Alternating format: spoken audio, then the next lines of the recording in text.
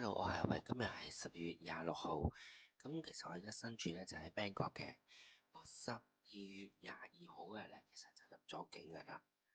咁我揸住咧就係泰啲嘅 visa 過關嘅。咁有啲嘢發生咗啦，咁都想同大家去 share 啦。咁希望大家都留意下啦，咁樣。咁由於因為22號嗰日咧，就太多人入境啦。咁樣出邊普通關已經係排到出晒街咁樣樣，咁我哋泰爾嘅話咧，咁一個快速通道啦，就去過關嘅。咁因為入邊真係太多人啦，連我哋快速通道嗰度咧，都要排下隊嘅。咁其實我哋排緊隊嗰陣時咧，咁我見到其中一個官員咧喺埋一邊咧，一路喺度講電話，冇冇叫過我哋過去做手續，咁我都由佢啦。跟住就另外一個 staff 咧就同我講就話你可以去咩咩咩 number 嗰度過去啦，就正正就係嗰個講電話嗰個官員。咁佢嗰陣時咧係放低咗個電話㗎啦，但係其實我行到埋去，我望到咧，其實佢只不過將講緊嘅電話放低，佢冇收線，佢一路喺度傾電話，一路喺度講電話，講到係我影相又好，打手指模又好，我完全唔知道得定係唔得，OK 唔 OK，我完全唔知。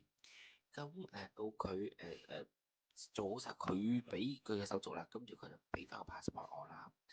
咁我都一臉茫然㗎啦。我出到去，我同翻嗰個 ED staff，咁佢個 ED staff 係一路跟住我哋。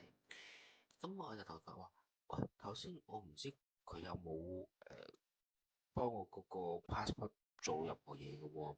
咁佢幫我睇一睇，哦，原來真係做錯咗，佢簽咗一個月，因為我哋他爾呢每一次入境呢就簽一年，佢同我簽咗一個月。咁當然，因為我其實今次我只不過嚟個零兩個禮拜咁，你簽多佢一個月其實唔係問題。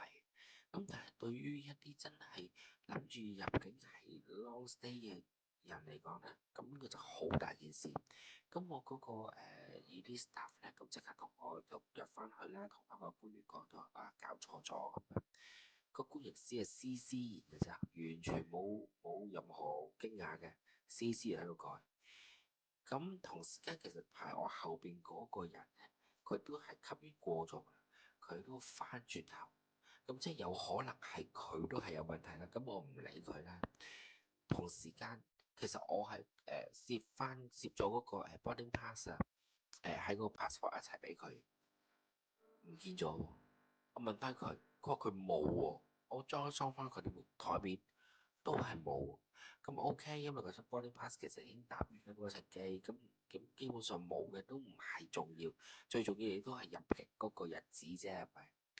咁所以喺呢度想同翻會去嚟 Bangkok 嘅人大家啦，咁喺度講翻，你真係要小心啲，無論你係呢邊又好，普通入境又好，佢同你及嗰個日期啊，個 period 嗰個日期，你真係要睇清楚，佢有冇及錯，有冇做錯。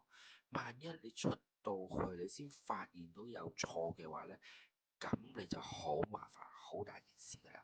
OK，咁呢條影片短短地咁樣都係想同大家 share 下，叫大家留意下咁樣樣。